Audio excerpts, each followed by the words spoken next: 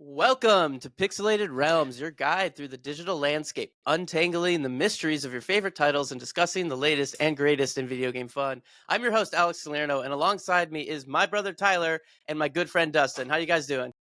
Yo, what's up? So today we're going to be talking about our Game of the Year nominations, what we think is actually has a chance, and then also a little bit about some of the more controversial awards that were announced. But first, let's do some housekeeping. So today it's exciting to say that we are no longer doing an every other week cadence. We're going to do a once a week cadence. We're going to give this a shot for a while. So you now get your episodes every week. There are likely to be a few skips, so we will announce those the episode before. For instance, next week is Thanksgiving, so we are probably going to skip next week. So not a great start for having just doing a weekly podcast to be like, hey, we're actually not doing it next week. But that's just how it is. We'll probably also likely skip over the December holidays time period, but we will tell you more about that then. Let me see, what else? More important holiday next week, though, is Alex's daughter's first birthday. Yeah. So, heck yeah. Actually, Monday. Yeah, Yep. tomorrow. So by the time this right? episode Tomorrow, posts, you're right. it will already have happened. So we record on Sundays and then we post on Tuesdays. So Monday is her birthday, and we went to Build-A-Bear yesterday, and she got to build her first bear. Oh, So very big day. Birthday week, full week of celebration. I know. I was telling Emily, like, we're going, like, it's kind of hard for her first birthday. We're going to the zoo. We went Build-A-Bear, for a 1-year-old, and we got all these like little party favors and stuff. And I was like, we're gonna have to keep this up because, like, you're setting the bar. Yeah. And she's only 1. When she gets to 16, what's it gonna look like? Yeah, Dad, for my first birthday, you did more than this. No. Very Harry Potter. Yeah, that was 35 presents. Yeah. I feel like Yenny and my mom care way more about like impressing a little bit with the birthday. Like, I'm just like, let's just have Little Caesars and have people at the house. Sing a Like, song. no one Yeah. cares. Like, no, we got to go rent this thing out. I'm going to do this. We don't want people to leave and be like, that birthday sucked. I'm like, he's 3. No one cares. What are the expectations? They get Exactly. What higher do you every do when they day. get 16? It's like rented out like Topgolf for my kid's 16-year-old Oh birthday. my gosh. Not really. I would never do I was that. like, but, that sounds like a like dope you're just birthday. leveling up though. By the time you get there, it's like, what do you got to do? It's gonna be like a quinceañera every year. Like, you have to rent out like a event hall. You're just gonna be like, we bought everybody tickets to F1 in Las Vegas, and that's what we do on her birthday. They'd be They all very left disappointed. disappointed. I came home with a manhole cover, though. It destroyed Leclerc's car. Yeah. Yeah, dude, I'm sure they're pissed.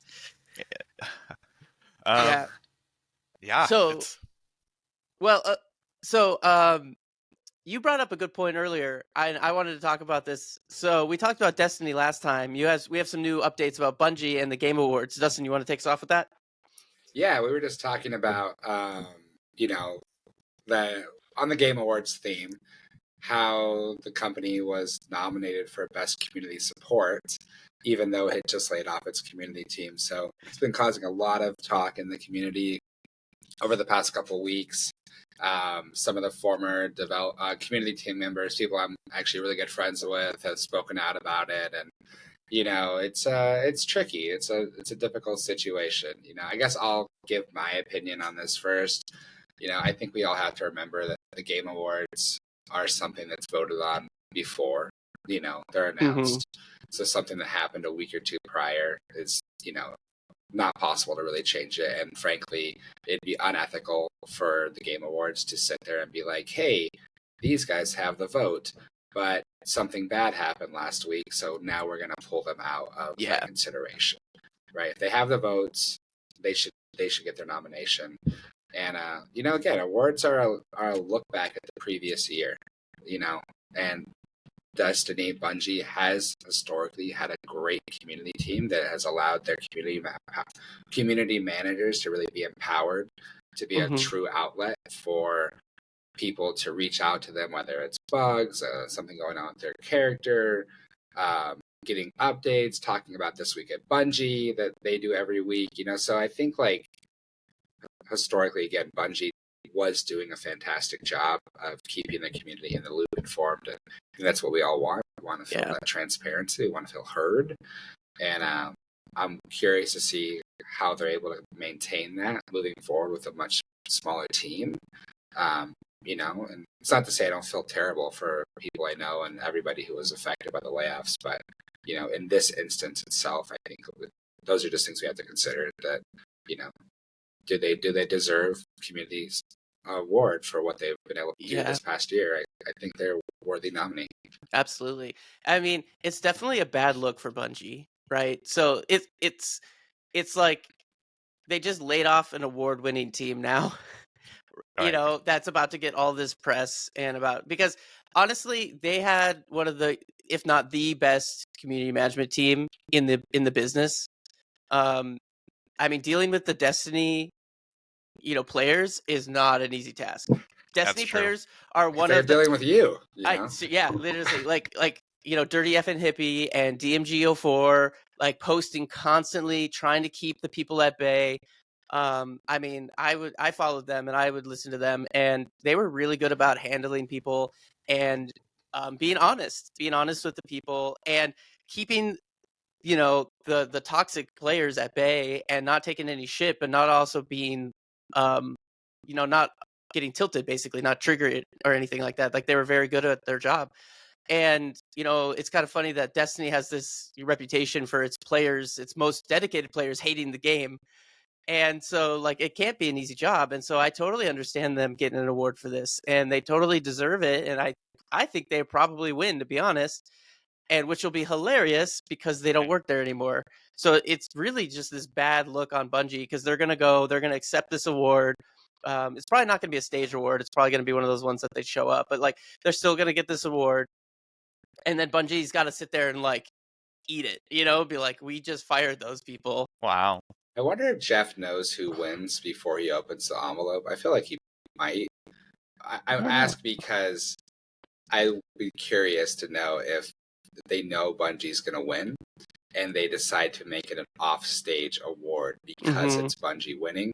But if it's a different team, they work it into the actual program where they come up on stage. Yeah. So I might know the answer to that question, having worked in the awards film industry a lot. So generally, yes, they do know who is going to win, but it can vary. Obviously, like with the Oscars a couple years back when they announced the wrong Best Picture winner. Like, so it's not a perfect system. It's actually a very hectic system, but for the most part, yeah, they do know who's going to win beforehand. Yeah, I assume Jeff probably knows because he's like runs the whole thing. A guest, who's up on stage announcing a winner probably don't know until the envelope's open. It helps with the production end of things too, because if I don't know where Robert De Niro is and he's about to win the award, I can't just like pop a light on or put the camera position there unless we know ahead of time. Yeah, that makes sense. I mean, that's a tough call, and I wonder if historically that's been an offstage award or not, and like if they're going to announce it or if they're just going to show it as one of those little pop-ups on the screen that they do. Well, is there a live audience for the Game Awards? There is usually. Okay. From a PR perspective, I'm curious too, because like in my head, I'm like, what was the worst case versus best case scenario for coverage around layoffs, right? Do you do it beforehand and then you get nominated, which they probably didn't know was going to happen. But you do it beforehand, you get nominated, and it's just that one wave, now you've got like a bad coverage. Two, I guess, if you consider the layoffs itself and then the nominee. If they win, that's a third bad wave of coverage. It's right back in the news, like this award-winning team now is laid off. So you set yourself up for some negativity there, where if you just would have waited a month and then done it after, if they don't win, it's just the one, round. But even if they do win, it's still just the one round of layoffs. Like, oh wow, you laid off a winning team. So I think you could get damage reduction if they would have done it after the Game Awards. But again, this isn't a decision that's made off whether you're going to win an award or not. No. It's a decision that's based off monetary reasons, I assume. And the financial quarters, right? So the quarter depending on how they do it, ends in December. So if they did it, or it depending on if they do fiscal year or not, right? So they probably had to do it before the end of December, which means that they couldn't actually lay off people after the Game Awards. Yeah, plus if you start laying people off, not that it doesn't happen, but if you start laying people off in between Thanksgiving and Christmas, like it's a really bad Yeah. look. Like Yeah. even worse than like just laying people off in general. Now you're going to hit people to lay off like 2 weeks before Christmas or the Yeah. holidays, you know? It's Yeah. even worse look. So Yeah. yeah, I I mean, mean, layoffs suck no matter what. There's yeah, nothing. exactly. There's And I no work with way the to team at spin that. Bungie. There's amazing people over there who are still there. You know, that I've worked with, and you know, I don't think any company ever wants to do layoffs if it was, you know, up to them or up to every company. I think it'd be like, oh, cool, like let's just keep everybody. But Yeah. I think did we talk about this last week? But just I think people have to realize that games took off during COVID and they're coming back down to pre-COVID levels in terms of interest. And during that boom, people scaled their companies, and now we're seeing a correction. It's actually a really great games.industry.biz article about this exact topic. Mhm. You know, we're just seeing kind of a little bit of a correction. So like games are doing great, but they don't need as much staff as they hired on. Yeah, it's an unfortunate thing in just business, and I would, I mean, I don't want to get political or anything here, you know, or I don't know, however you say it, but like, you know, it's shitty. In my opinion, is a little bit of mismanagement, not management, but it's lack of foresight, I guess you could say. And it's just really unfortunate that the people who make those decisions aren't the ones that get the consequences. And it's just the way life is, though. At this point, there's not a lot you can do about it, Yeah, 100%. which I mean, sucks. any CEO should have been able to sit there and been like, yeah, we're seeing this boom during COVID because people are at home. It's probably not going to last Hmm. afterwards. And so let's not go crazy. Yeah. You know, or let's like start thinking now of how we can make changes to be able to keep the staff that we're hiring on long term. Yeah. So, Yeah. Well, speaking of companies trying to pull a fast one, what do you think about this whole Dave the Diver award being nominated as an indie game? So, you have can you been start, following Tyler. this? Yeah. Well, I mean, I'm interested. Oh, we lost you. Can you guys hear me now? Yes. Okay. Yeah. It's quite an interesting, controversy. I think, aesthetically, I'd agree that Dave the Diver does have that kind of like indie game feel, right? So like I kind of see where they're going with it, and I understand that this kind of like you could get into this philosophical debate about like what is is an indie game the developer who made it, or is an indie game this style that's now kind of developed over the years? And it's hard because it's like you could be I could be the devil's advocate and say, well, if that's not an indie game, then what do we compare Dave the Diver to? Do we Hmm.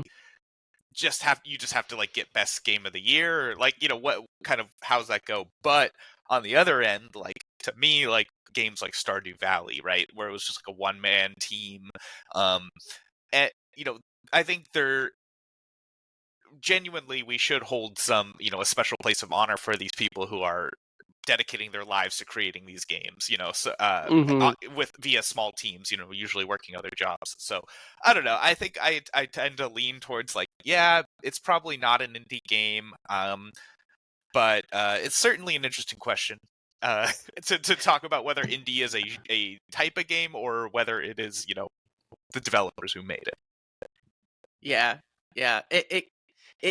So like, if you break down the word, obviously, I mean independent, indie developer, independent of a publisher, it means they don't have like the money to market their game and to do all the other aspects of the game, like break it out, and they have a smaller team, they have all these things, um but they're using it as like an aesthetic, like you were Right. saying, Yeah. and almost like a genre. And I mean, I don't think that, that is tough.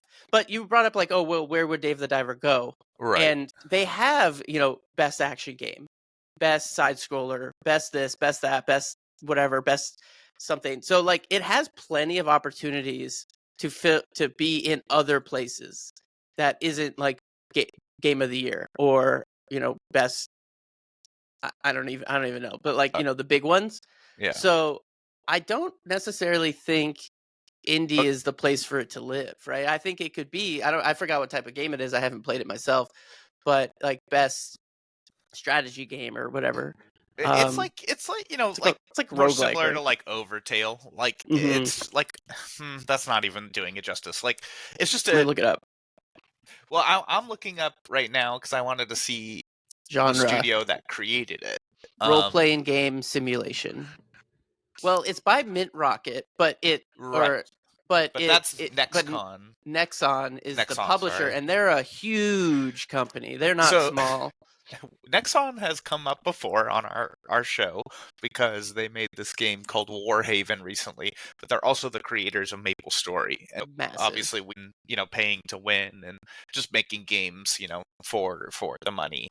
So that's interesting. I mean, I wish I could understand like this how Mint Rocket and Nexon are intermingled. Like, are they just getting a loan from them to make this game? I don't know. It seems like that Yeah, requires further it exploration. it is tough. And looking it up very briefly, it looks like within Mint Rocket, this game was made by a relatively small team of people. So it kind of comes down to like, okay, well, is it the money that matters? Is it the number of Yeah. people that matters? Is it being backed by somebody that matters? Like, like Meat Boy, for instance, was two guys. No, Yeah. and nobody. And like eventually, obviously, these companies will go to publishers and stuff like that, and to publish the game, to get it onto the stores, to do all these things. But they generally don't get like those kind of level stuff. They're not like pre-funded, for instance, by these guys. They make the game first and then they pitch it. It's This was also like scenarios where if like you're working for a bigger publisher, they might say like, "Hey, create this game," and you have like 2 or 3 years to make it, and that's their full yeah, time job. A lot of yeah, these other indies, especially small teams like Valheim, 5 people.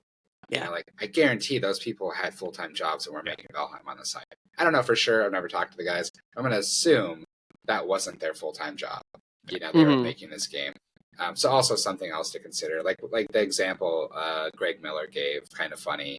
If you seen a small team of 10 people at Naughty Dog create this game, would you Right. be comfortable seeing Dave the Diver, Naughty Dog, up there, as an indie, because it was a smaller team within Naughty Dog, which is a monster, which is then owned by PlayStation, Yeah. So like it is definitely hard. For me, I agree with Greg's take. I don't think indie is necessarily an aesthetic. I think it is like independent studio at its core. That's what it has been historically. Yeah. I think that's what it should continue to be. It gives these teams that are small, less funded, don't have that like security and backing of like a PlayStation or a EA, something like that, to go out there and make a passion project that turns out to be fantastic.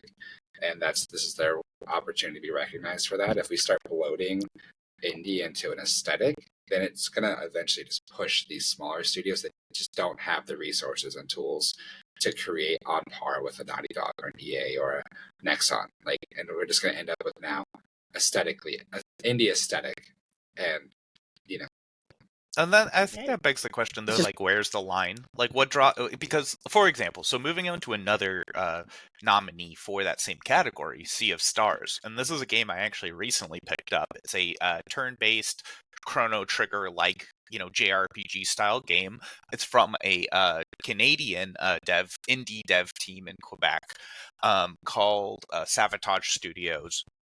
And the game is amazing. I mean, like everything from top to finish. The combat's fun. It has like a Mario RPG system kind of, or Paper Mario thing, where like you can defend your attacks even though it's a turn based, and you can enhance your attacks if you time, the parrying correctly.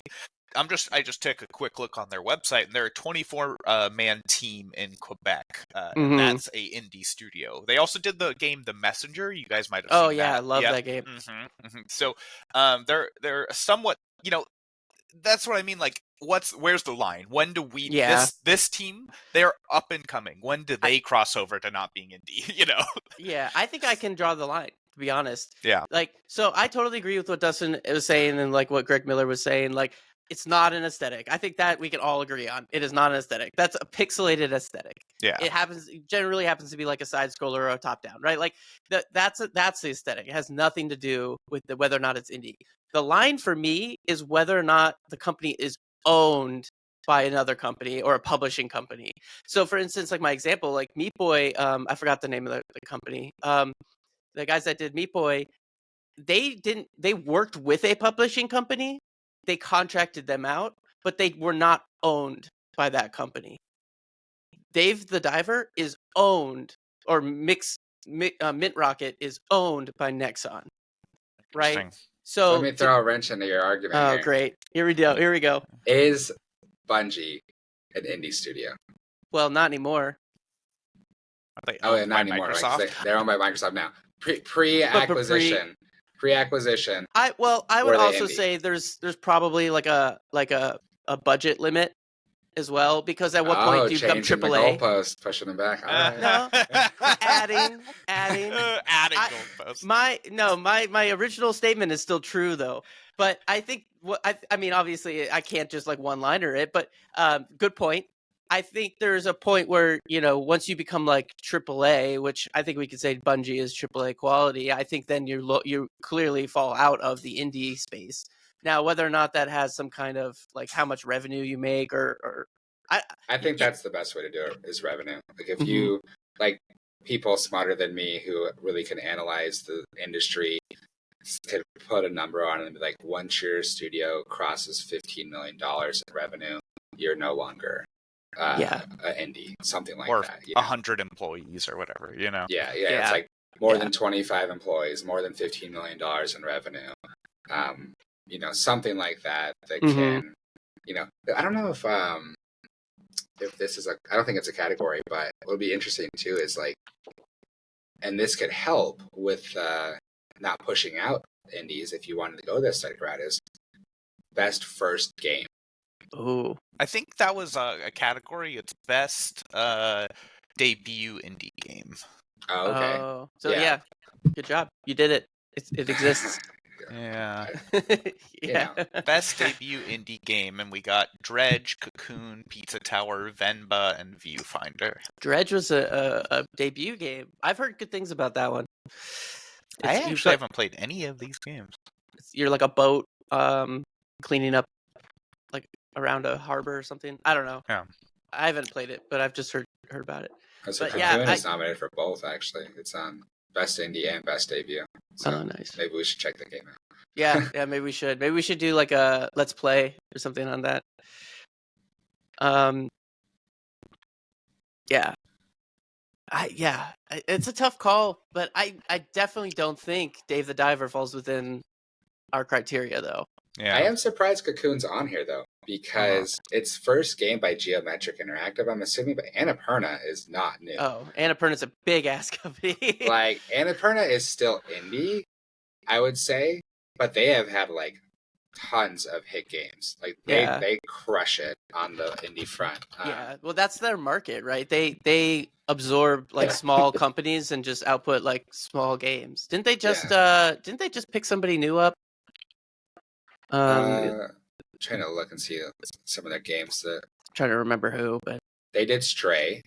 They just picked up somebody from South Africa, and I'm trying to remember. I mean, Stray has been a big one for sure.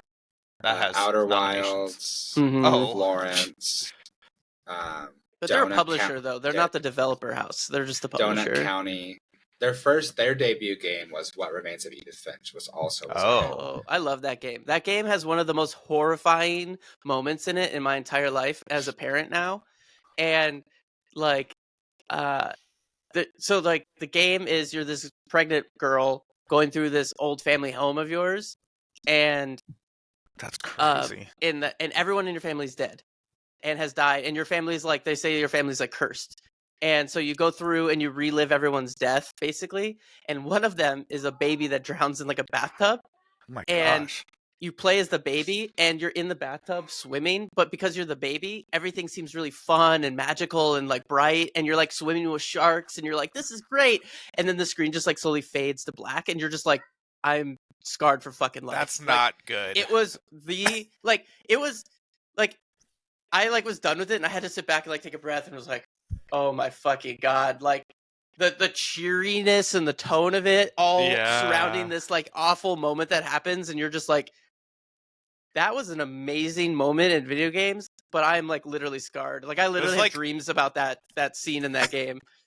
Yeah, that maybe not the kind of stuff I want to like experience as a art role playing game. You know, I don't need to role play a dying infant. Like that's terrifying.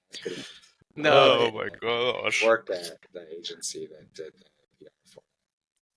But yeah, man, Annapurna, they just have like hit after hit. That one, they get down the county, Sayonara Wild Hearts, I'm pretty sure was pretty popular. Outer Wilds.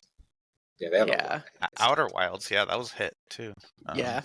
Well, I think this is a good chance for us to dive into our main topic. But before we dive in, we really appreciate those who follow and subscribe to us. We post new episodes every Tuesday now at 8 a.m. on podcast services and YouTube. You can also find us on Instagram, Threads, and YouTube at Pixelated Realms Podcast. So go ahead and give us a follow for more information, and it really helps us out, and we appreciate it. So today, our main topic is, what do we think is going to take Game of the Year? And we have the list here of nominees. Mm-hmm. Should I go down them, or should we do them one by one? What do you guys think? I think we should go down them all and talk about it. Okay. Well, yeah, I will. I have it right here. So we're starting with Alan Wake 2, which is not surprising after Alex's review the other day. Mm-hmm. We got, of course, Baldur's Gate 3, which I think is probably going to be a lot of the conversation. Yep. Another game Alex has been on quite a bit is Marvel's Spider-Man 2, which was incredible. Man, there's a lot of Alex ones. No spoilers. Every game is an Alex game. We got Resident Evil 4 remake, which it's just called Resident Evil 4. We have Super Mario Bros. Wonder, which is actually a recent release that I've been trying to get for a little bit, but I'm surprised to see it on here. We'll talk about that. And then last but not least is The Legend of Zelda, Tears of the Kingdom, which, if you don't know, was the sequel to Breath of the Wild. So what do you guys think? Let's just start. Let's keep this simple. What is your vote? Mine, I think, should be pretty obvious. Alan Wake 2. Alan Wake 2. No, okay. Alan Wake 2. Do I think that's my game of the year? What do I think will win? I think Baldur's Gate 3 is going to take it. Yeah. So I wish Alan Wake 2 is going to win, but I think Baldur's Gate 3 just has too much community hype around it. I think it had a larger player base. So freaking awesome, man. It is a very, very good game. The reason why I'm advocating for Alan Wake 2, though, and the reason that I wish that one would win, is because the difference to me is, so Baldur's Gate 3 doesn't do a lot of new things. It just does everything perfectly. Yeah. And so, but it's the classic RPG style. It's, like everything, like Pillars of Eternity, Divinity of Sin, Old Baldur's Gate. Like, it's all been done before. They've just did it perfectly this time. Yeah. And totally worthy of every award it achieves. But Alan Wake 2, in my opinion, does a lot of new things, and it does them perfectly. Okay, what's it do new? It does, well, it mixes the real-time reality, like real video reality, with the gameplay. The immersion is like no game I've ever played. The interesting, where there's no objectives, instead you have these like case files in your mind place, and the way that kind of blends in, I think, is kind of novel. I think it just does a lot of things very uniquely that not a lot of other games do. It also has a lot of things that a lot of games have. Shooters. It has save point. All that stuff. But to me, they took a real risk, and that's where I think they deserve the Game of the Year, because risks are high. They have a high chance of failure, and people could have come out and been like, "Wow, I don't love this. Like, I don't love this style," but it worked. So that's my personal. I could talk about the other games too, but I feel like we should do round. We should go around first. Yeah. Dustin, what do you think? What's your vote?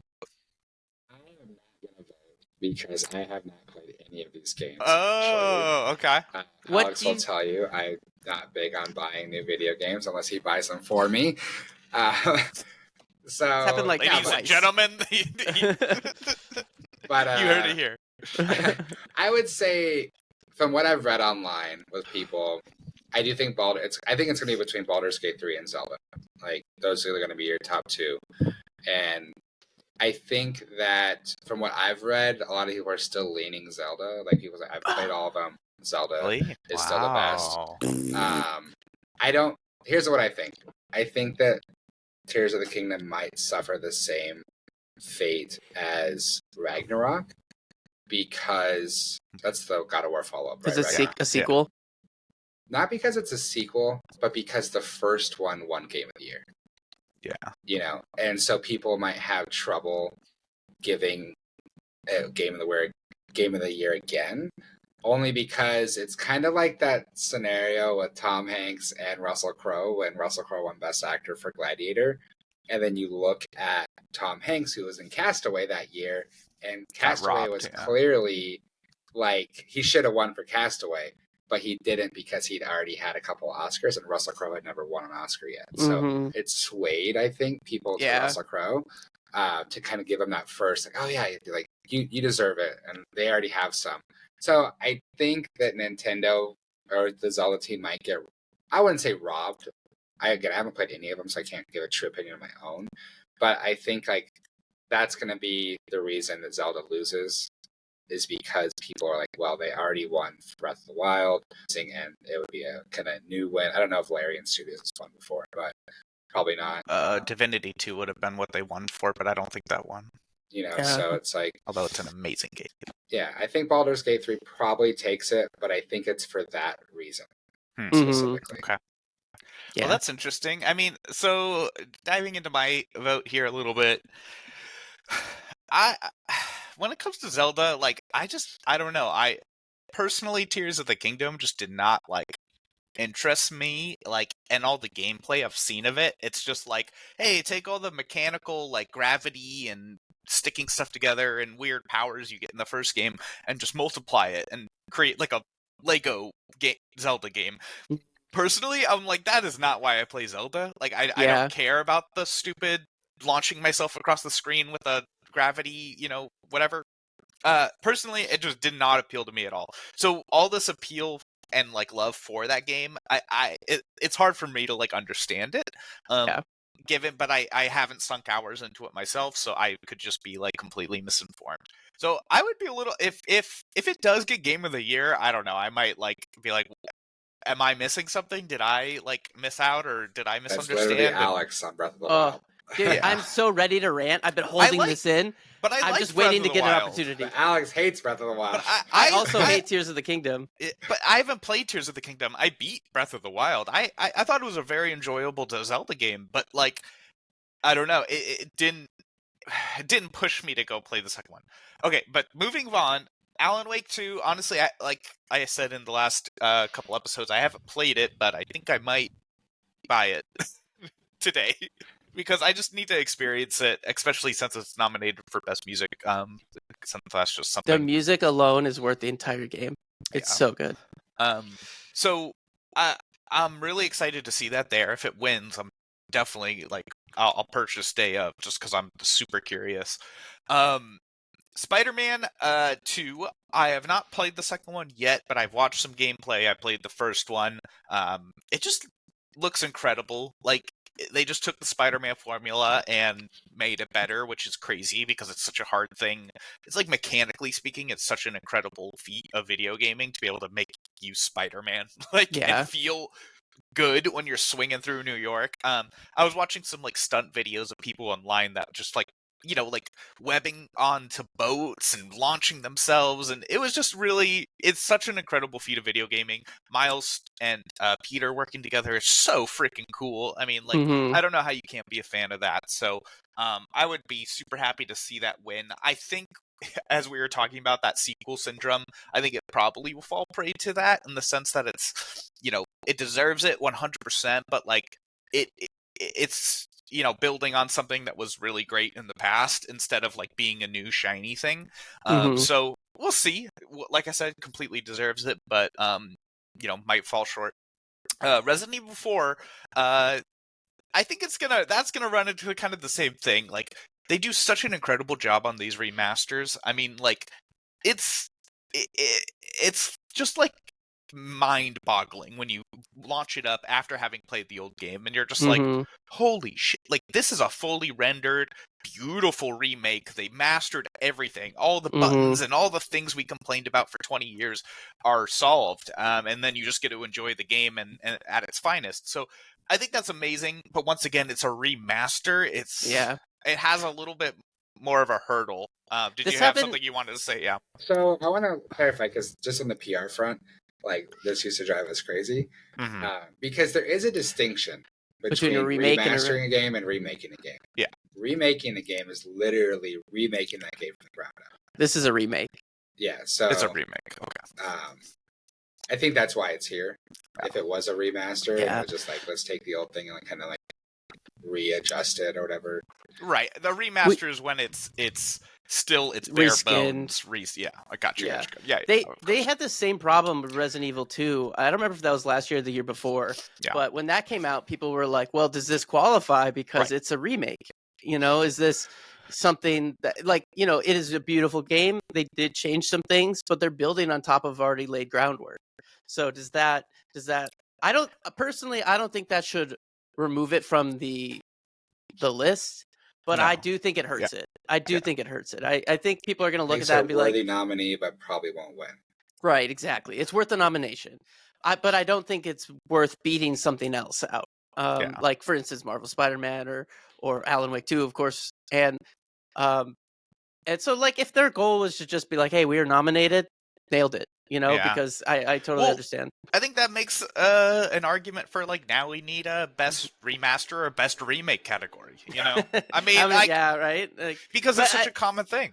That's true. That's true. At what point, though, do you have so many specific categories that every game has its own niche category that it's, you know, everyone's winning an award? Best indie game with 3 people at, you know, Plus, how many people actually want that to happen? Like, in terms of, like, remakes.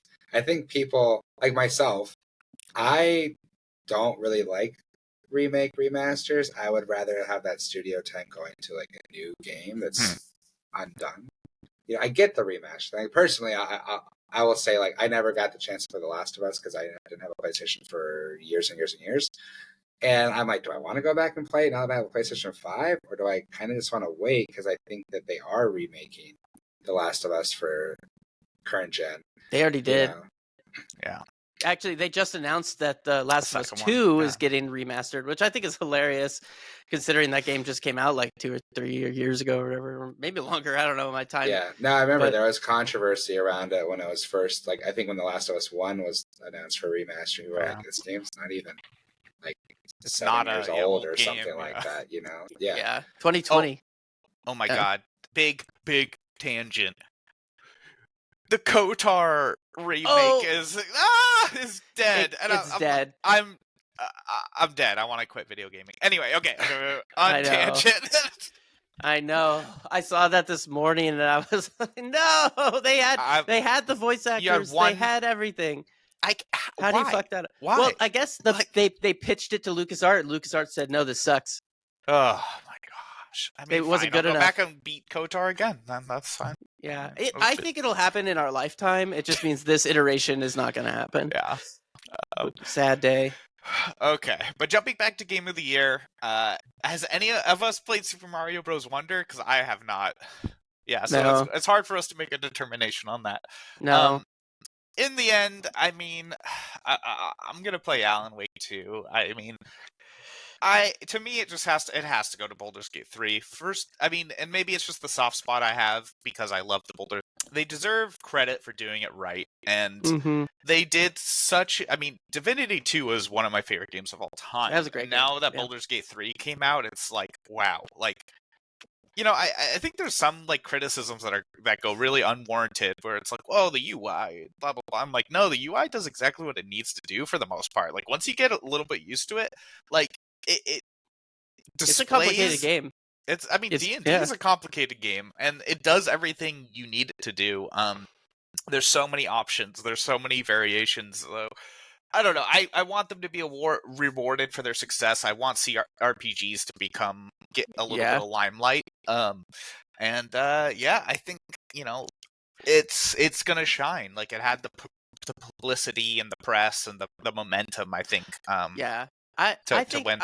I agree. I think honestly, I want Alan Wake to win, but I think the real contenders here are The Legend of Zelda and Baldur's Gate 3. Super Mario Wonder, I just don't think it's the type of game to be beat out by something like the others, because it's like a classic Super Mario Bros. Game. I hear it's really good, but it's Yeah. side scroller. It's all those things. I just don't see it being beat out, and I also feel like the nomination was almost a little bit. I'm not Slipped accusing in the there. Game Awards of doing anything malicious. Let me educate, because I actually have insider knowledge of how this works. Ooh, let's at hear the it. Game Okay. Awards. So nominations were the 13th, right? I don't know the deadline this year, but they set a deadline of when your game has to be available or launched. They also set a deadline for when you have to provide code for the people to be able to play it for consideration.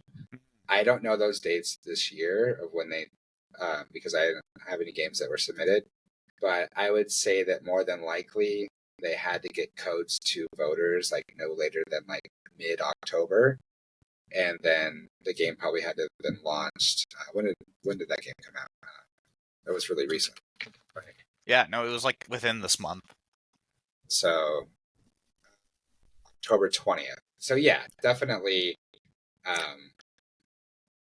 falls within the time frame. I think it was probably right at the edge, for sure. They probably didn't accept any game that was nominated or launched after the end of October. But yeah, they probably had code to the voting team like early October. So yeah, it's weird because it's brand new, right? Yeah. But they get the codes ahead of time. They play it, all the voting people. Yeah, And I they wasn't showed up. even gonna mention that, like how tight it was. I was gonna say more that they're trying to appease the Nintendo gods. That Right. they The want them to gods come of back Nintendo. and show everything, because Nintendo's a big player, and I mean, they already have Zelda in there, I guess. So I don't Right. know. That point falls mute. I would say that's not really a thing, Okay, I so don't. let me give more insider here on the PR side of things. I would be lying if I said that I don't think there are some outlets out there, especially very small outlets, that might give a game a little bit better score than they probably deserve because they want that access. Mm-hmm. But when I see people accusing like IGN and GameSpot and Game Informer and Polygon and these sites of giving the big guys better scores, like it couldn't be further from the truth. Yeah. Like that doesn't happen. Like these sites are huge. They don't need the money from Nintendo. They don't need the access from Nintendo or whatever publication. And honestly, they're so big that it's very difficult to tell them you can't have code when they ask, because you want their readership. Yeah, they have a huge section of the market. It's a benefit for Nintendo to have their games reviewed by IGN. Or more so than it is for IGN to have people clicking on their Nintendo review at launch. Like if they put out their review 2 weeks after because the Nintendo doesn't give them a code, people are still going to read that review probably almost as much as they would have anyways. So that's true. Yeah, all and of Jeff you Keighley conspiracy is kind theorists. of a mystery man in the industry. Nobody knows how he got where he is, but he's there, and he's the face of gaming now.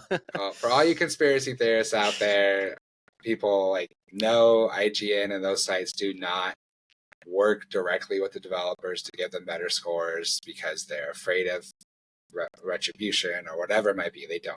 It's straight up what they think, and you might not agree with it, but that's a review. It's subjective.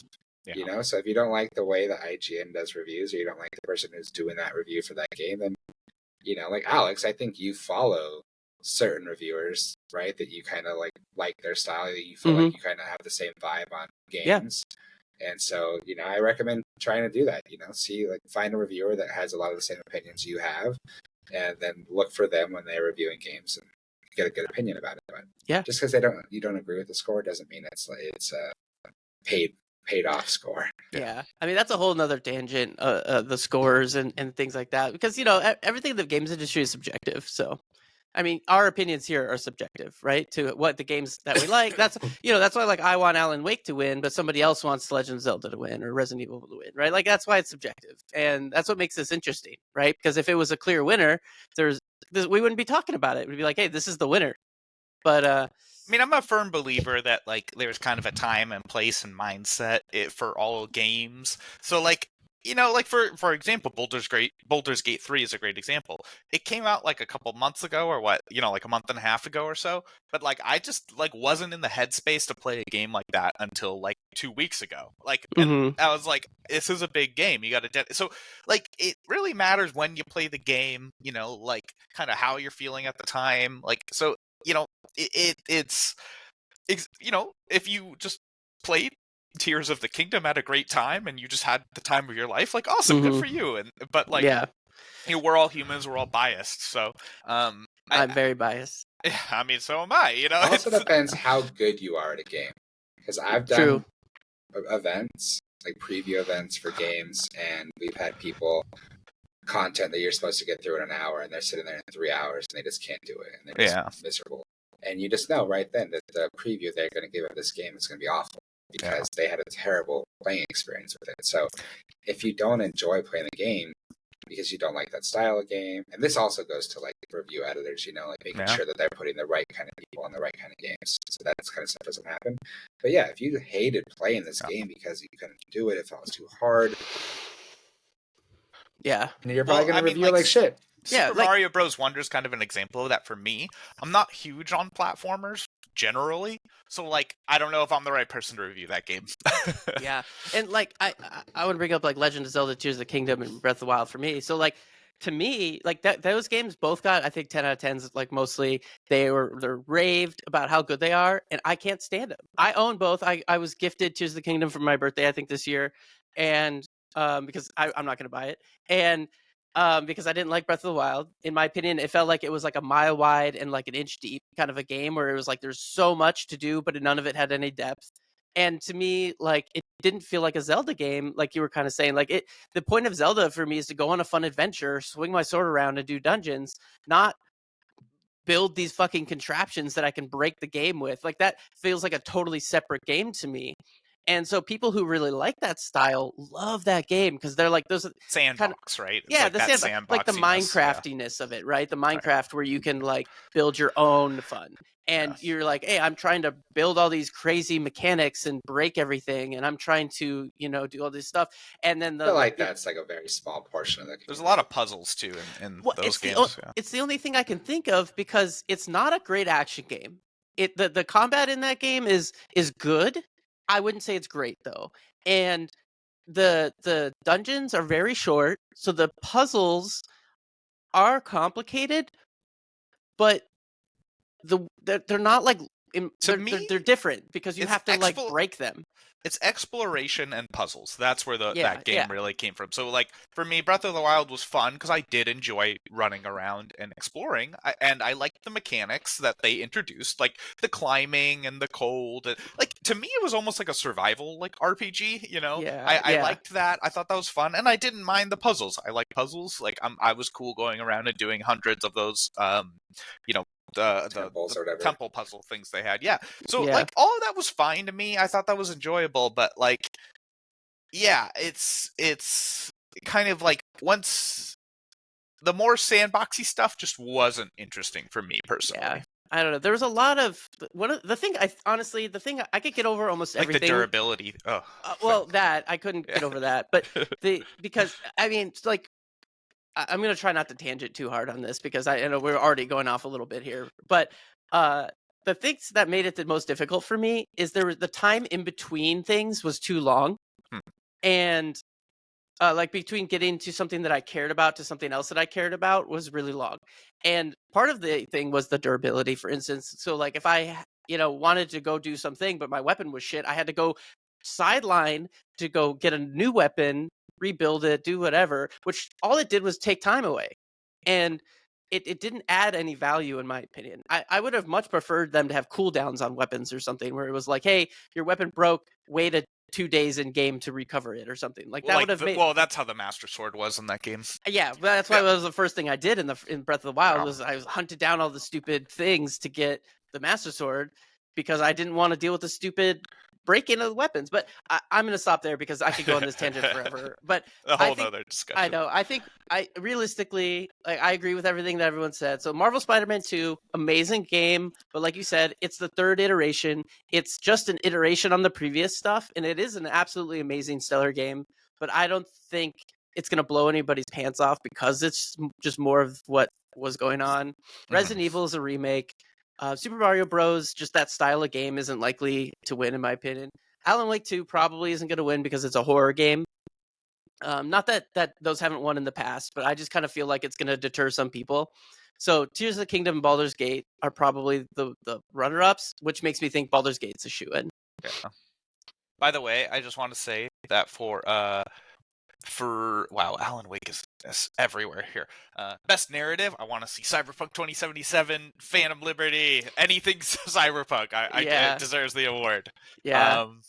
And best music, man, You gotta play Alan Wake. I'm gonna play Alan Wake, and then I'll get back to you guys. Alan Wake's gonna take it. Well, I think I'm gonna stop us there because we're over time, and I think we had some really good discussions, and we'll pick it up next week. You guys have anything before we sign off? Nope. If you're a USA listener, have a wonderful Thanksgiving, and we'll get back to you with a new episode real soon.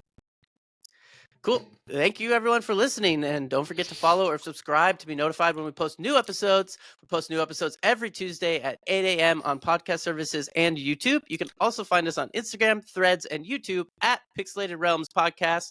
Thank you very much.